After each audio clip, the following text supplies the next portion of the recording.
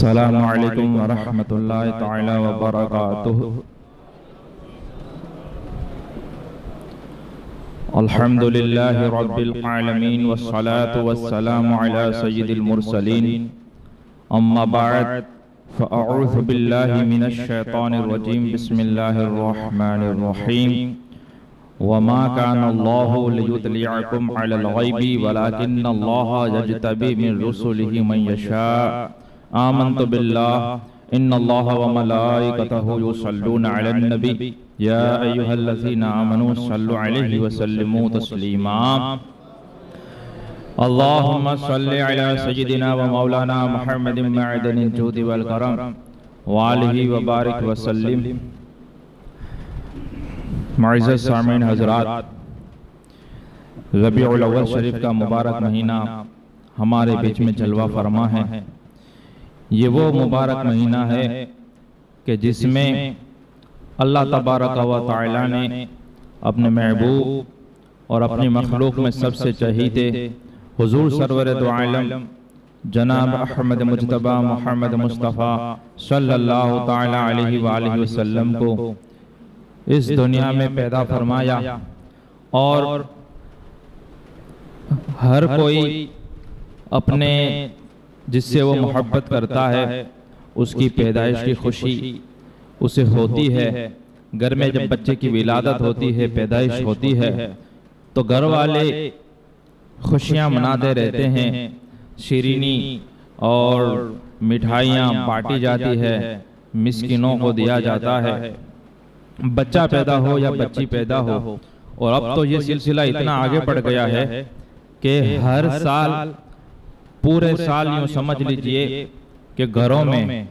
یعنی مشرکوں کے گھروں میں تو ہوتا ہی ہے، لیکن اب تو مسلمانوں کے گھروں میں بھی ہر سال گھر کے جتنے بھی ممبر ہوتے ہیں، فیملی ممبر، تمام کا برتھ ڈے منایا جاتا ہے۔ اس میں جائز اور ناجائز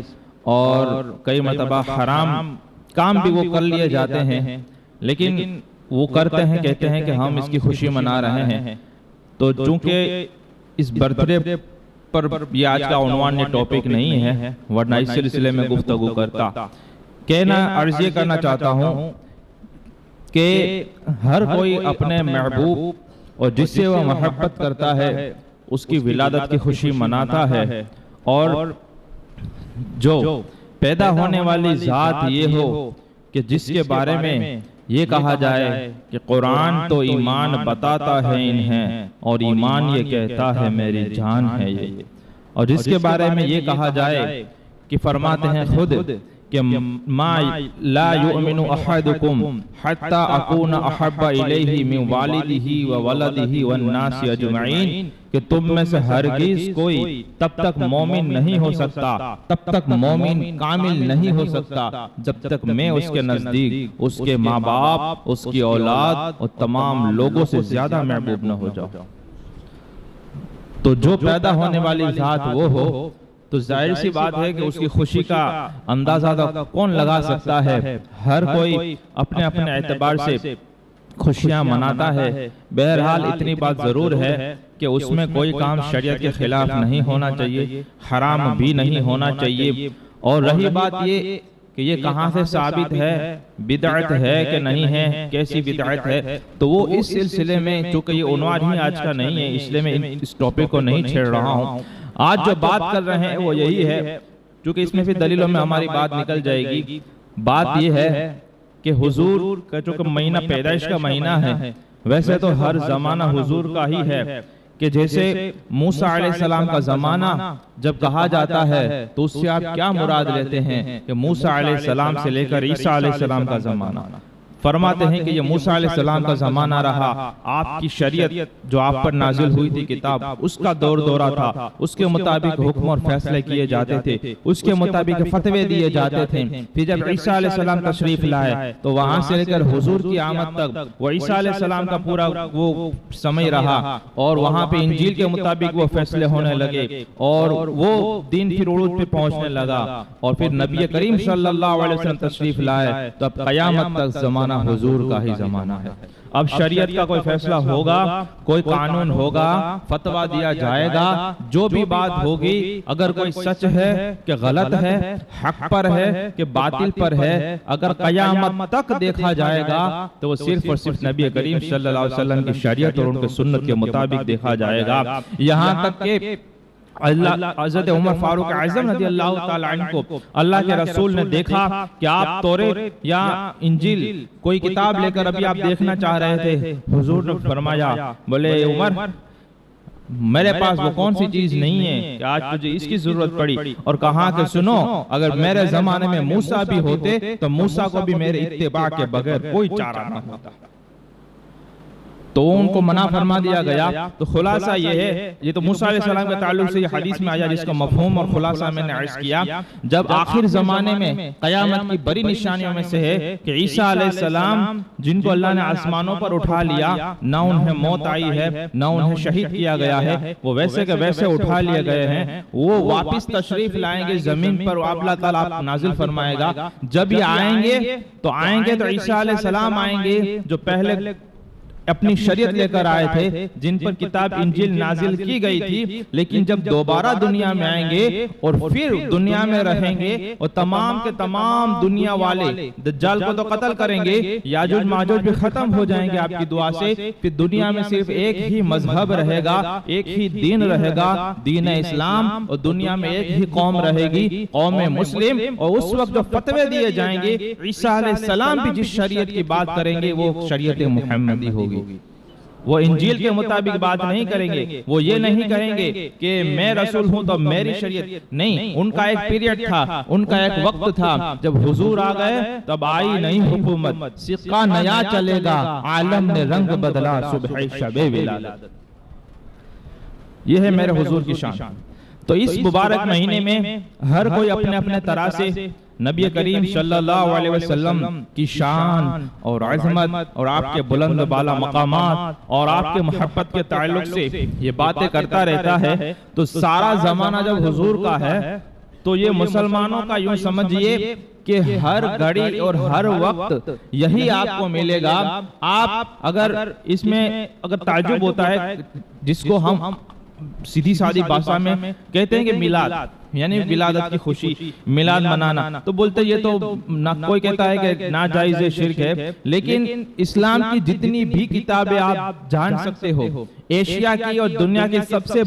بڑی لائبریری میں آپ چلے جاؤ، جس کتاب دینی کتاب کو آپ اٹھانا چاہو اٹھا لو، چاہے وہ تفسیر کی ہو، اصول تفسیر کی ہو، فقہ کی ہو، اصول فقہ کی ہو، حدیث کی ہو، اصول حدیث کی ہو، دوسری جتنی بھی آپ چاہو، پھر تفسیرات کی، جو قرآن شریف کی آیت مبارکہ کی تفسیر کی کتابیں ہو، احادیث مبارکہ کی تشریح کی کتابیں ہو، ان کے حواشی ہو، پھر فقہ کے متون ہو، اس کی شرح ہو، جتنا کچھ آپ ملا جلا کر دیکھ لو گے، تمام کے تمام یہ 1400 سال میں علماء، فقہاء، محدثین، مفسرین، محققین نے جو بات کی ہے وہ یہی بات کی ہے کہ حضور ایسے تھے، حضور کی شریعت یہ تھی، فلاں مقام پہ یہ فرمایا، فلاں مقام پہ اس بات سے روکا ہے، اس سے یہ حکم ثابت ہوتا ہے، اس سے یہ بات جائز ثابت ہو رہی ہے، اس سے اس طرح سے مکروہ ثابت ہو رہا ہے۔ بات گون ملا کر یہی ملے گی کہ سارے کے سارے حضور کی ہی نعت پڑھ رہے ہیں، حضور کی ہی شان بیان کر رہے ہیں۔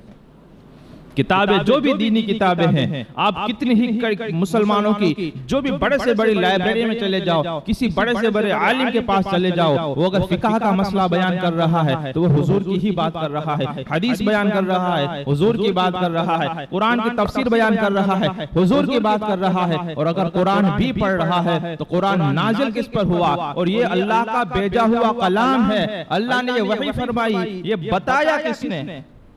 نبی کریم نے ہی تو بتایا، حضور نے ہی تو ارشاد فرمایا۔ تو کوئی لمحہ مسلمانوں کا ایسا ہو ہی نہیں سکتا اگر وہ جوتے پہننے جائے گا اس کو سنت یاد آئے گی، کس کی یاد کر رہا ہے؟ امامہ پہننے جائے گا سنت یاد آئے گی، کس کی یاد کر رہا ہے؟ وہ ان کے ہر طور طریقے میں ہر لمحے پر نبی کریم صلی اللہ علیہ وسلم کی شان، عظمت اور آپ کی یاد جاری و ساری رہتی ہے۔ عام مسلمان غافلوں کے بات الگ ہے، لیکن نارمل مسلمانوں کی بات ہو رہی ہے، جو بالکل سیدھے سادھے ان کی بات ہو رہی ہے۔ جو غافل ہی ہیں، بالکل دین سے کوئی جیسے بس صرف نام کے مسلمان رہ گئے، اسے خود پتہ ہی نہیں چلتا، جمعہ میں مان پہنچتے ہیں، تو اس کی بات نہیں ہو، لیکن نارمل جو مسلمان ہوتے ہیں وہ اسی طرح ہوتے ہیں، اگرچہ عالم نہ ہو، لیکن جب وہ اپنے آپ کو مسلمان کہے گا، اپنے بچوں کو سلانے کے لیے بستر پہ لٹائے گا، اور جب وہ دعا پڑھائے گا اللہم بسمک اموت و احیا، تو وہ ایک انجان اور ان پڑھی عورت اپنے بچے کو نبی کریم صلی اللہ علیہ وسلم کا دین ہی سکھا رہی ہے۔ تو یہ حضور کی شان ہے۔ اب اس میں بھی اگر کوئی ناجائز و شرک کا فتویٰ لگائے تو میرے سمجھ میں نہیں آتا کہ کس طرح سے لوگ سوچ رہے ہیں اور کس طرح سے ان کا ذہن ہو گیا ہے، اور پتہ نہیں یہ دشمنی میں کتنے آگے نکل گئے۔ اب دیکھیں کہ ہر کوئی شان بیان کرتا ہے، اپنے بڑوں کی بڑائی بیان کرتا ہے، اگرچہ اپنا بڑا بلاత్కాری ہی کیوں نہ ہو، اگرچہ اپنے بڑے کو جیل ہی کیوں نہ ہو جائے، برسوں سے جیلوں میں سڑے ہیں، لیکن جب اس کے گرو ہوتے ہیں، ان کے بڑے ہوتے ہیں، تو وہ کہتے ہیں نہیں اس کو تو پھنسایا گیا ہے، وہ ایسا ہو ہی نہیں سکتا، وغیرہ وغیرہ کی باتیں ہوتی رہتی ہیں۔ لیکن یہاں پر دیکھیں کہ نبی کریم صلی اللہ علیہ وسلم کا کلمہ پڑھنے کے بعد، اپنے آپ کو مسلمان کہنے کے بعد، قرآن پر ایمان لانے کے بعد بھی لوگ سب سے بڑے جو ہوتے ہیں یعنی کہ نبی کریم صلی اللہ علیہ وسلم، ان کا کام یہی ہوتا ہے کہ بس حضور کے جس کو اللہ نے بے عیب بنایا اس کے عیب نکالنا۔ پوری دنیا کے مسلمانوں کا حال تو یہ ہوتا ہے کہ حضور کی شان بیان کرے، لیکن اس میں سے چند لوگ ایسے بھی ہیں جن کا کام یہی ہوتا ہے، ایک اسٹوڈیو سجا دیتے ہیں جس میں وہ کیمرے کے سامنے آ جاتے ہیں، پھر چھوٹی چھوٹی کلپیں بنا لیتے ہیں اور پھر اس کو وائرل کرتے ہیں، اور اس طرح سے یہ کہ حضور کبھی کہتے ہیں کہ آپ کو اس بات کا علم نہیں تھا، کبھی کہتے ہیں آپ یہ نہیں جانتے تھے، بولے آپ کبھی کہتے ہیں آپ کو اس بات کا اختیار نہیں تھا، کبھی کہتے ہیں کہ یہ ہے وہ ہے وغیرہ وغیرہ، کہ آپ اس کو سن کر اور کتابوں میں پڑھ کر آپ یہ کہیں گے کہ ایسا کوئی مسلمان کہہ ہی نہیں سکتا، اور جو ایسا کہہ لے وہ مسلمان رہ ہی نہیں سکتا۔ ایسی باتیں ہوتی ہیں، اسی کی وجہ سے ان پہ گستاخی کے فتوے لگتے ہیں، اسی کے مطابق پھر ان کو کفر کا فتویٰ لگتا ہے، تو کہتے ہیں کہ دیکھو ہمیں کافر کہتے ہیں، ہم بھی تو کلمہ پڑھتے ہیں، ہم بھی تو نمازیں پڑھتے ہیں، ہم بھی تو قرآن پڑھتے ہیں۔ ہم کہتے ہیں آپ نمازیں پڑھتے ہو، کہاں پڑھتے ہو، کس کے پیچھے پڑھتے ہو؟ جس کو مشرک کہہ رہے ہو اسی کے پیچھے آپ نماز پڑھ رہے ہو۔ یہ کہتے ہیں کہ سنی لوگ یہ مشرک ہیں، شرک کر رہے ہیں، اور پھر نماز اسی کے پیچھے پڑھ لیں گے، جمعہ اسی کے پیچھے پڑھ لیں گے۔ اب ان کا عقیدہ اور ایمان کیسا ہے کہ مشرک کے پیچھے بھی ان کی نماز ہو جاتی ہے۔ پھر کبھی کہتے ہیں کہ بدعتی ہیں، گمراہ ہیں، اس کے پیچھے بھی نماز پڑھ لیتے ہیں۔ بہرحال یہ کرتے ہیں، لیکن ایک ان کے باپ داداؤں کی ایسی قوم گزری جو نبی کریم صلی اللہ علیہ وسلم کے پیچھے نماز پڑھتے تھے، نبی کے ساتھ بیٹھتے تھے، صحابہ کے درمیان میں رہا کرتے تھے، اور نبی سے وہ قرآن خود جو وحی نازل ہوتی خود حضور سے سنتے تھے، حضور کے سامنے بیٹھے ہیں، حضور کے چہرے زیبا کی زیارت ہو رہی ہے، نبی کے پیچھے نماز بھی پڑھ رہے ہیں۔ اللہ تعالیٰ قرآن مجید میں آیت مبارکہ نازل فرماتا ہے وَمِنَ النَّاسِ مَن يَقُولُ آمَنَّا بِاللَّهِ وبالیوم الآخر وما ہم بمؤمنین، کہ لوگوں میں سے کچھ لوگ یہ وہ ہیں جو کہتے ہیں اگر ہم آمنا باللہ، ہم اللہ پر ایمان لائے، وبالیوم الآخر، ہم آخرت کے دن پر بھی ایمان لائے، یعنی کہ ہم ایمان لائے، نمازیں بھی پڑھ رہے ہیں، تلاوت بھی ہو رہی ہے، نبی کے پیچھے نماز بھی پڑھ رہے ہیں، لیکن اللہ فرماتا ہے وما ہم بمؤمنین، ایسے لوگ ہرگز مومن نہیں ہیں،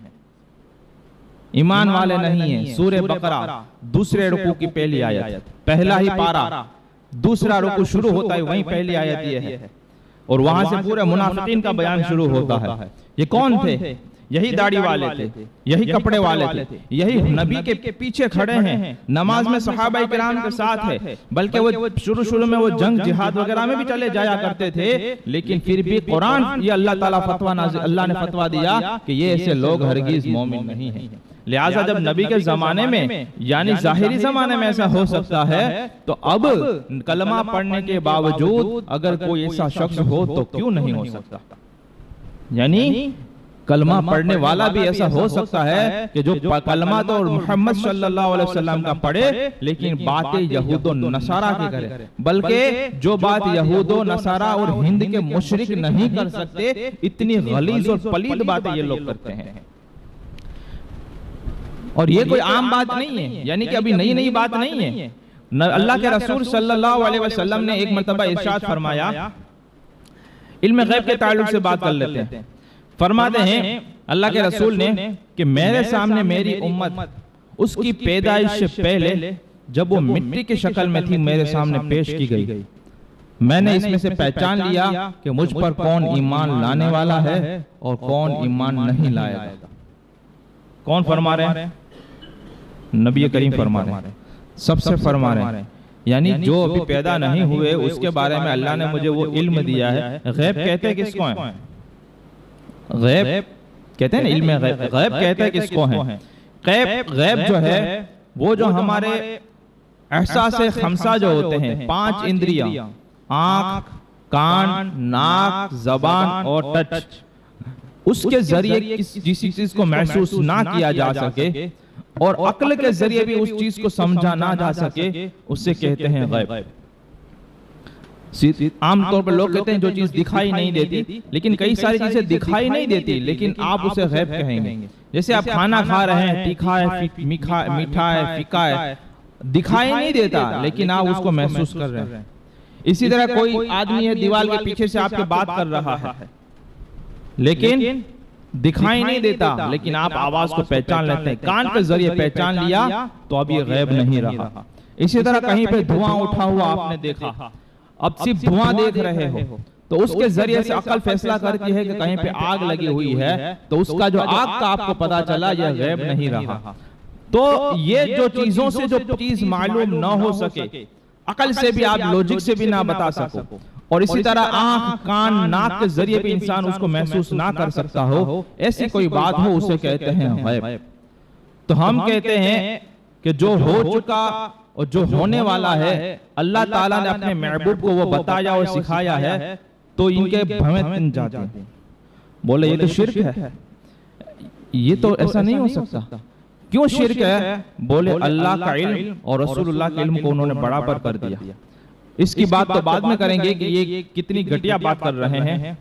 اب دیکھیں کہ جب حضور کیا فرما رہے ہیں، کیا امت میں کون ایمان لانے والا ہے، کون کافر رہے گا، اس کو آنکھ، کان، ناک کے ذریعے پہچان سکتے ہیں؟ کیا اس کو عقل کے ذریعے پہچان سکتے ہیں؟ کیا ہمارے سامنے کھڑا آ جائے تو اس کے دل میں ایمان ہے کہ کفر ہے ہم پہچان سکتے ہیں؟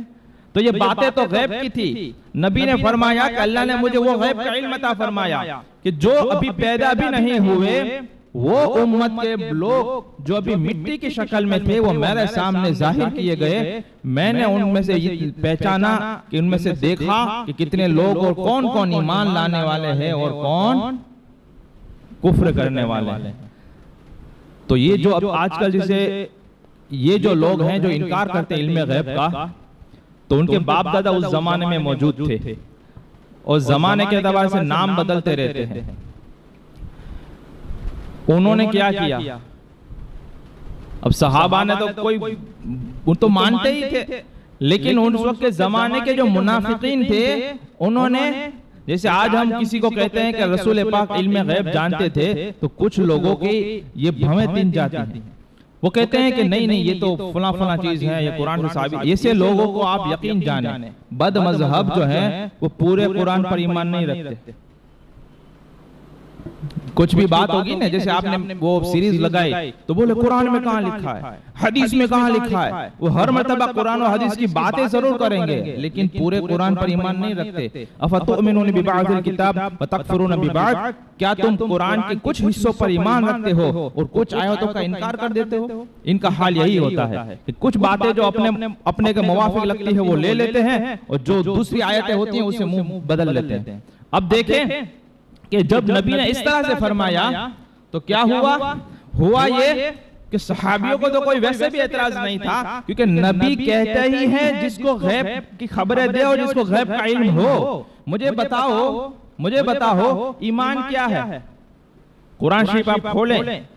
قرآن بہت کرتے ہیں نا لوگ، یہ لوگ قرآن تو بے شک کرنا پڑے گا۔ اب قرآن کھولیں، سب سے پہلی سورہ فاتحہ کے بعد سورہ بقرہ، سب سے پہلے صفحہ پر آپ کو آیت مبارکہ ملے گی کہ ھدی للمتقین، یہ قرآن ہے جس میں کوئی شک نہیں، کوئی شک کی گنجائش نہیں، لا ریب فیہ، اس میں کوئی ریب نہیں ہے، کچھ شک نہیں ہے، کوئی بھی ڈاؤٹ کی بات نہیں ہے، بالکل پیور کا پیور ہے، سارا کا سارا سچ کا سچ ہے۔ اب اس میں فرمایا ھدی للمتقین، وہ متقیوں کے لیے ہدایت ہے۔ اب متقیوں کے لیے ہدایت ہے تو متقی کون ہے؟ متقی تقوی والا کون ہے؟ خود قرآن آگے فرما دیتا ہے الذین یؤمنون بالغیب، متقی وہ لوگ ہیں جو غیب پر ایمان لاتے ہیں۔ پھر آگے دوسری بھی اس کی صفتیں بیان ہوتی ہے۔ تو یہ غیب پر ایمان لانا، اب مجھے بتائیں غیب پر ایمان لانا، اللہ کو سب مان رہے ہیں، اللہ کو کسی نے دیکھا؟ جنت پر ایمان ہے، کسی نے دیکھا؟ دوزخ پر ایمان ہے، فرشتوں کو مان رہے ہیں، جناتوں کو مان رہے ہیں، برزخ کے معاملات ہوں گے، محشر قائم ہوگا، یہ چیزیں ہوں گی، ایسا ہوگا، چلو نماز آپ پڑھنے آئے ہو، ثواب ملے گا، ہر کوئی مان رہا ہے، کسی نے ابھی تک کسی اجر و ثواب کو دیکھا ہے؟ لیکن ایک مسلمان یقین کے ساتھ کہہ سکتا ہے کہ یہ میں پڑھوں گا تو اتنا ثواب ملے گا، یہ پڑھوں گا تو اتنا اجر ملے گا۔ وہ کس کے بتانے سے خبر ہوئی؟ ایک ہی تو ذات ہے، اور اس کا بھی تم انکار کر دو گے کہ وہ بھی غیب نہیں جانتے تھے، تو پھر تمہارے پاس بچے گا کیا؟ کچھ بھی نہیں بچتا، کیونکہ جو چیز ظاہر میں دکھ رہی ہے یہی تو آج کل کے سائنٹسٹ کہہ رہے ہیں، یہی تو مشرکین کہہ رہے ہیں۔ اس سے کہو کہ مرنے کے بعد اٹھایا جائے گا، وہ انکار کر دیتے ہیں۔ کیوں؟ کہ یہ چیز غیب کی ہے، لوجک اور سائنس کے ذریعے وہ آپ اس کو ایکسپلین نہیں کر سکتے۔ وہ بنانے والے خالق اور مالک نے فرمایا کہ میں نے اس طرح سے پیدا فرمایا ہے، اور میں اس طرح سے لوگوں کو ماروں گا، پھر اس طرح سے واپس اٹھاؤں گا، پھر اس طرح سے حساب لوں گا۔ وہ خبریں اور غیب کی باتیں رسول اللہ کو بتائی، نبیوں کو بتائی، انہوں نے اپنی امت کو بتائی، تو امت یہ نبی کے وسیلے سے یہ بھی کچھ غیب کی باتوں کو اس طرح سے جاننے اور اس پر ایمان لانے والے ہوتے ہیں، لیکن ان کو سمجھ میں ہی نہیں آتی۔ اب آگے بڑھیں تو اس طرح سے رسول پاک نے فرمایا کہ یہ جو ہے امت میں نے پہچان لیا، تو منافقین نے ہنسنا شروع کیا، اعتراض کرنا شروع کیا، بولے محمد صلی اللہ علیہ وسلم۔ آپ کو ایک دوسری بات بھی کر دوں کہ جب علماء اہل سنت ہوتے ہیں، اہل سنت کے علماء ہوتے ہیں، عاشق رسول ہوتے ہیں، تو آپ دیکھیں گے وہ رسول پاک کا نام بھی ادب سے لیتے ہوں گے۔ کوئی بھی کہیں پر دنیا بھر میں کہیں پر بھی ہو، عربی ہو، افریقی ہو، امریکی ہو، ہندی ہو، پاکستانی، کوئی بھی ہو، وہ جب بھی رسول پاک کا نام آئے گا نا، اتنا ادب سے رسول اللہ کا بھی کہیں گے، کبھی رسول پاک کہیں گے، کبھی بڑے بڑے سید المرسلین اور ایسے بڑے بڑے القاب کے ساتھ اور عزت کے ساتھ، اور درود شریف پڑھیں گے صلی اللہ علیہ وسلم۔ آپ کو لگے گا کہ نہیں اس کے پاس کچھ ہے، دل میں ایمان جیسا ہے۔ اور بد مذہب کو دیکھو گے نا، وہ کیا بولے؟ وہ بار بار میں محمد، جیسے کوئی عام آدمی کے بات نہ اور اس کے پڑوسی والے کی۔ اور درود بھی کیسے پڑھتے ہیں پتہ ہے؟ آپ درود کے طریقے سے بھی پہچان جاؤ گے کہ کتنا کم وقت ہے۔ اب درود صلی اللہ علیہ وسلم پڑھنے کے لیے صلی اللہ علیہ وسلم، محمد صلی اللہ علیہ وسلم فرمایا، محمد صلی اللہ علیہ وسلم کیا بول رہا ہے؟ اب دیکھیں تو صحیح کہ یہ تعظیم کا انداز ہے ان کا، یہ ادب کا انداز ہے، کیونکہ یہاں پہ نفاق ہے، یہاں پہ کفر بڑھا ہوا ہے۔ اب دیکھیں کہ صحابہ کرام تو یا رسول اللہ یا نبی اللہ کو کیا کرتے تھے، اور قرآن میں آیت مبارک اللہ نے نازل فرمائی کہ جس طرح تم آپس میں ایک دوسرے کو پکارتے ہو، اس طرح سے نبی کو اس طرح سے نہ پکارو، وہ تمہارے جیسے نہیں ہے کہ جیسے تم ایک دوسرے کو آواز دے کر پکار لیتے ہو۔ اسی لیے علماء نے فرمایا کہ یا محمد یا اس طرح سے نہیں پکارنا چاہیے، بلکہ یا رسول اللہ یا نبی اللہ سے پکارنا چاہیے۔ اب دیکھیں کہ اس وقت منافقین تھے، انہوں نے بھی جب رسول اللہ کا تذکرہ آپ کی پیٹھ کے پیچھے کیا، جب آپ کی یہ بات سنی کہ آپ کے سامنے امت کو اس طرح سے پیش کیا گیا، تو اس وقت بھی ان کا انداز وہی تھا جو آج کل کے بد مذہبوں کا ہے۔ انہوں نے کہا محمد کا گمان یہ ہے صلی اللہ علیہ وسلم، صلی اللہ علیہ وسلم ہمیں پڑھنا پڑتا ہے، اور ان کی بات پہنچانے کے لیے سب لفظ میں بول رہا ہوں کہ انہوں نے اس وقت بھی یہی کہا کہ محمد صلی اللہ علیہ وسلم کا گمان یہ ہے کہ جو ابھی تک پیدا ہی نہیں ہوئے اللہ نے ان کے سامنے پیش کیا، اور وہ پہچان گئے کہ کون ایمان لانے والے ہیں، کون کفر کرنے والے ہیں، کون ایمان نہیں لائیں گے، اور ہم ان کے ساتھ رہتے ہیں پھر بھی ہمیں نہیں پہچان سکتے۔ آپ کو جان کر حیرانی ہوگی، کیونکہ میں نے جب سنا تھا تو مجھے بھی ایسا ہی لگتا تھا کہ ہمارے جو عالم ہیں وہ پتہ نہیں یہ اتنا شدت کیوں کر رہے ہیں اور اتنا رد کیوں کرتے ہیں۔ ایسا کوئی مسلمان تھوڑی بول سکتا ہے، ایسا کوئی ایمان والا تھوڑی بول سکتا ہے، جیسا کہ انہوں نے کتابوں میں لکھا ہے، لیکن جب وہ میرے سامنے پڑھی گئی تو میں پورا پڑھ نہیں پایا۔ ایسی گندی باتیں نبی کریم کے بارے میں لکھی ہوئی ہے کہ اس میں لکھا ہے کہ جو علم غیب کا تعلق ہے، اشرف علی تھانوی نے یہاں تک لکھا کہ اس سے اگر پورے کا پورا علم غیب لیا جائے تو ممکن نہیں، اور اگر کچھ علم غیب اگر رسول پاک کو معلوم ہے تو تھانوی نے یہ لکھا کہ اس میں رسول پاک کی کون سی خصوصیت ہے، کیونکہ ایسا جو تھوڑا سا علم ہوتا ہے، تھوڑا سا علم غیب ہوتا ہے، وہ تھانوی نے جو لفظ لکھے ہیں وہ تھوڑا اس زمانے کی اردو تھی، میں آپ کو تفصیل کر کے وقت کی پابندی کے ساتھ میں بتا رہا ہوں، تو اس نے یہ لکھا اس میں آگے چل کر کہ ایسا علم تو ہر بچے کو، پاگلوں کو، جانوروں کو، اور ہر عام زید بکر اور پاگلوں، بچوں، جانوروں سب کو حاصل ہے۔ رسول پاک کو جتنا علم حاصل ہے تو بولے اس میں تعریف کرنے کی کہاں بات ہے، اس میں حضور سرور دو عالم کی کیا خصوصیت، بولے ایسا علم غیب تو ہر زید بکر عمر، اور پھر آگے یہ سب لکھا سبی مجنون یعنی کہ بچے، پھر مجنون یعنی کہ پاگل، بلکہ جامع حیوانات، جانوروں کو بھی اتنا علم تو ہے۔ اور یہ ہے ان کا مجدد، ان کو یہ کہتے ہیں حکیم الامت یا مجدد ہے ان کا، اور ان کا عقیدہ یہ ہے۔ ہماری فائٹنگ اس سے ہے، ہم یہ نہیں دیکھ رہے ہیں کہ وہ درگاہ پہ جاتا ہے کہ نہیں جاتا ہے، محمد رسول اللہ پہ وہ سب تو باری بعد میں آتی ہے، پہلے جو تعظیم رسول اور گستاخ رسول پہ بات ہے اس کو تو حل کرو۔ تو اسی طرح کی ایک آدمی نے دوسرے نے لکھا کہ شیطان کو اور موت کے فرشتے کا جو علم ہے وہ تو بولے قرآن سے ثابت ہے، لیکن رسول پاک کا جو علم غیب ہے اس کے لیے کوئی ثبوت نہیں، اور تم کو اتنی کیا جلدی ہے، وہ لکھتا ہے اس کا مفہوم یہ بن رہا ہے کہ رسول پاک کا علم غیب ثابت کر کے شرک کو تم ثابت کرو۔ شیطان کو علم غیب ثابت کیا جائے تو شرک نہیں ہوتا ان کے نزدیک، اور کہتے ہیں کہ یہ نص سے ثابت یعنی کہ قرآن و حدیث سے ثابت ہے، اور رسول عالم کے علم غیب کے لیے تمہارے پاس کون سی دلیل ہے کہ سارے ایمان کو چھوڑ کر ایک شرک کو ثابت کیا جائے؟ ایسا گندہ لکھا ہے۔ میں پہلے سنا کرتا تھا، مجھے بھی لگتا تھا کہ یار ایسا کوئی مسلمان تھوڑی لکھ سکتا ہے، لیکن جب کتابیں اور پھر جب ایسے مذبذب لوگ ہوتے ہیں نا، ڈاؤٹ فل، آدھا پاؤں ادھر ہوتا ہے، آدھا پاؤں ادھر ہوتا ہے، کبھی وہاں جاتے ہیں کبھی ادھر آتے ہیں، وہ کہتے ہیں کہ یہ سنی لوگ بہت زیادہ شدت کرتے ہیں، ایسا کوئی لکھ ہی نہیں سکتا، یہ تو خود چھاپ کے بیان کر۔ ہم کہتے ہیں کہ اگر ہم چھاپ رہے ہیں، لیکن یہ 100 سال سے مسلسل یہ کتابیں چھپی جا رہی ہیں، یہ چھاپی جا رہی ہیں، اگر غلطی سے کوئی دوسرا چھاپتا تو دوبارہ نہ چھپتی، یہ خود چھاپ رہے ہیں، یعنی بتا رہے ہیں کہ ہمارا عقیدہ کل آج بھی وہی ہے جو کل تھا۔ تو منافقین نے حضور کے اس زمانے میں بھی یہی کہا کہ ان کو کہاں سے پتا چلتا ہے، کیسے جان سکتے ہیں، یہ غیب کی باتیں کیسے جان سکتے ہیں؟ اب کیا ہوا؟ وحی کا زمانہ ہے، اللہ تعالیٰ نے آیت مبارکہ نازل فرمائی اور فرمایا وَمَا كَانَ اللَّهُ لِيُطْلِعَكُمْ عَلَى الْغَيْبِ، کہ اللہ کی یہ شان نہیں ہے کہ اے عام لوگوں اللہ تمہیں غیب پر مطلع فرما دے، غیب کی باتیں تمہیں بتا دے۔ وہاں بھی کو مزہ آ گیا، بولے ہاں ہم بھی تو یہی کہتے ہیں، لیکن آگے نہیں پڑھ رہا، یہی تو ہم کہہ رہے ہیں کہ آدھی آیت مان رہا ہے، آدھے قرآن کو مان رہا ہے، آدھے سے انکار کر دیتا ہے۔ آگے اللہ فرماتا ہے وَلَكِنَّ اللَّهَ يَجْتَبِي مِن رُسُولِهِ مَن يَشَاءُ، لیکن اللہ اپنے رسولوں میں سے جسے چاہتا ہے چن لیتا ہے اور اسے غیب کی خبر عطا فرما دیتا ہے، لیکن عام لوگوں کے لیے نہیں ہے۔ ہاں پھر نبی کو جو غیب کی باتیں بتائی جاتی ہے تو یہ تو آیت مبارکہ اگر کوئی دیکھنا چاہے تو یہ دیکھ سکتا ہے، یہ سورہ آل عمران کی آیت مبارکہ جو ابھی میں نے تلاوت کی، ابھی جو چوتھے پارے میں جو ہے 30ویں پارے میں سورہ تکویر آیت نمبر 24، آیت بھی وہی ہے، آدمی کو آسانی سے یاد رہ جاتی ہے، 30ویں پارے میں سورہ تکویر میں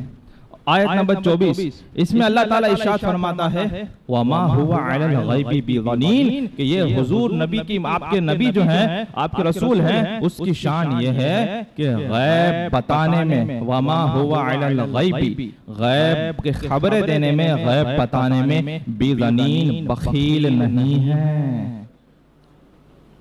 اللہ جو انہیں دیتا ہے وہ پھر لوگوں کو بتاتے بھی ہیں، تو حضور کے وجہ سے دوسرے صحابہ کرام اور علماء کرام کو بھی وہ باتیں پتہ چلنے لگتی ہے۔ اور اب اس کی تو بہت ساری بے شمار آیتیں اس سلسلے میں بھی ہے، حدیثیں بھی ہیں، وقت پورا ہو گیا، انشاءاللہ یہ باتیں چلتی رہیں گی، لیکن وہ حدیث میں مکمل کر لیتا ہوں کہ جب حضور نے اس طرح سے ارشاد فرمایا، یہ آیت مبارکہ نازل ہوئی، پھر جب حضور کی یہ بات، حضور تک یہ باتیں پہنچی کہ جب حضور نے اس طرح سے فرمایا تو منافقین اعتراض کر رہے ہیں کہ غیب کی خبریں ان کو کہاں سے ہو گئی، یہ تو کچھ نہیں جانتے۔ نبی کریم صلی اللہ علیہ وسلم جلال میں آ گئے، منبر پر جلوہ فرما ہونے لگے اور کہا کہ تم لوگ ایسی ایسی باتیں کرتے ہو، میرے علم پر اعتراض کرتے ہو۔ آج کے وہ لوگ عبرت حاصل کریں جو نبی کے علم پر اعتراض کرتے ہیں۔ خود الف با تا سا پڑھنا نہیں آتا، کہتے ہیں بخاری کی حدیث لاؤ، یہ بخاری کی حدیث پڑھ رہا ہوں میں،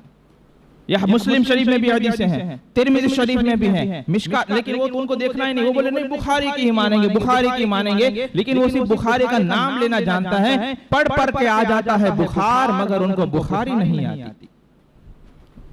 ادب اور عشق تو ہے ہی نہیں، بس نقص نکالنا ہے کہ ذکر روکے، فضل کاٹے، نقص کا جویا رہے، پھر کہے مردک کی ہوں امت رسول اللہ کی،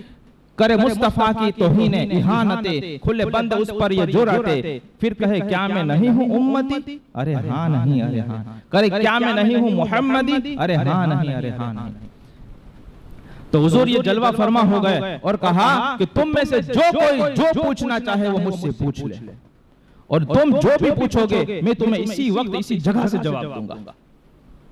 ہمارے طرح نہیں دیکھ کے بتاؤں گا، پوچھ کے بتاؤں گا، نہیں، حضور نے فرمایا یہ دو۔ آپ بار بار کہنے لگے، صحابہ کرام لرزنے لگے یہ جلال دیکھ کر، کیونکہ ان کو معلوم، ان کا تو وہ عقیدہ تھا ہی نہیں، اور ان کو پتا تھا یہ ناراض ہو گئے تو اللہ بھی ناراض ہو جائے گا، ان کی بے ادبی ہوگی تو انسان آدمی کافر ہو جائے گا، وہ تو لرزنے لگے۔ اب یہاں پہ آپ بار بار پوچھنے لگے، اب دیکھو پوچھنے والا کیا پوچھ رہا ہے، اور مجھے بتاؤ کہ کیا یہ عقل سے سمجھ میں آ سکتی ہے بات، کیا یہ خمسہ 5 اندریہ کے ذریعے انسان جان سکتا ہے۔ حضرت عبداللہ بن حذیفہ سہمی رضی اللہ تعالیٰ عنہ صحابی رسول کھڑے ہوئے، ان کو لوگ تانا دیا کرتے تھے کہ آپ کے باپ میں فرق ہے، آپ کا باپ جو حذیفہ آپ کے پیچھے لگتا ہے، کچھ لوگ کہتے تھے کہ یہ تیرا باپ نہیں ہے، تیرا باپ فلاں فلاں ہے معاذ اللہ۔ تو اب ان کو بہت ہر وقت رہتا تھا، لیکن اپنا باپ کون ہے آدمی بتا سکتا ہے؟ کوئی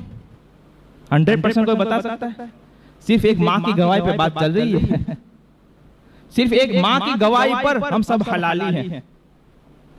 صرف ایک عورت کی گواہی پر ہم سب حلالی ہیں، یاد رکھیں۔ اور یہاں پہ حضور گواہی دے اور یہ منافقین یہ کہیں کہ یہ نہیں جانتے تھے، وہ نہیں جانتے تھے، سوچیں کس حد کی یہ باتیں ہو رہی ہیں۔ صرف ایک عورت کی گواہی پر ہم سب حلالی ہیں، جو بھی دنیا میں حلالی ہے وہ صرف ایک عورت کی بنا پر ہے، اس کی ماں کے کہنے پر کہ تیرا باپ یہی ہے جو یہ تیرا نام لگایا جاتا ہے، ورنہ اس کے بارے میں آپ کہیں سے بھی کوئی بھی سرٹیفکیٹ لینے جاؤ گے نہیں ملے گا۔ تو اس زمانے بھی کہا جاتا تھا، یہ کھڑے ہو گئے، اور جب حضور نے بار بار کہا کہ آپ میرے علم پر اعتراض کرتے ہو، جو چاہو پوچھ لو، قیامت تک کا جو مجھے پوچھنا چاہو پوچھ لو، میں تمہیں اسی وقت اسی جگہ سے بتا دوں گا۔ یہ صحابی کھڑے ہوئے، نام بھی یاد رکھیں، گپے نہیں مار رہا ہوں، حضرت عبداللہ بن حذیفہ سہمی رضی اللہ تعالیٰ عنہ کہا یا رسول اللہ میرا باپ کون ہے؟ آپ نے ارشاد فرمایا حذیفہ، بات حل ہو گئی، یہ گورنمنٹ سرٹیفکیٹ ہو گیا۔ ماں کے کہنے پر اتنا یقین نہیں ہے جتنا حضور فرما دے کہ تیرا باپ وہ ہے، اس پر یقین ہے۔ ابھی ہو گیا، لیکن پھر بھی آپ نے کہا ہے کوئی پوچھنے والا؟ حضرت عمر فاروق گھٹنوں کے بل کھڑے ہو گئے، بولے یا رسول اللہ ہم اللہ کے رب ہونے پہ راضی ہو گئے، ہم اسلام کے دین ہونے پہ راضی ہو گئے، ہم آپ کے نبی ہونے پہ راضی ہو گئے، ہمیں معاف فرما دیجئے، ہمیں معاف فرما دیجئے۔ جب اس طرح سے کہنے لگے اور حضور جلال میں کہیں تو کیا تم باز آتے ہو، کیا تم باز آتے ہو؟ پھر ایسا کہ آپ واپس تشریف لائے۔ ایسی بہت سی حدیث مبارکہ ہے، کبھی کبھی کچھ پڑھیں، صرف اعتراض کر لینا یوٹیوب کی کلپ دیکھ کر اور ایسے ایسے بلاکاریوں کے ویڈیوز دیکھ کر تمہارا کام نہیں بننے والا، یہ تو جہنم میں خود بھی جائیں گے، تمہیں بھی لے جائیں گے۔ اللہ تعالیٰ مجھے اور آپ کو عمل کی توفیق عطا فرمائے۔ بارہ شریف کا مبارک مہینہ چل رہا ہے جہاں پوری دنیا حضور کی شان بیان کر رہی ہے، وہاں پہ یہ کم وقت لوگ یہ پتہ نہیں کیا کیا باتیں پھیلا رہے ہیں۔ اللہ تعالیٰ میرے اور آپ کے ایمان کی حفاظت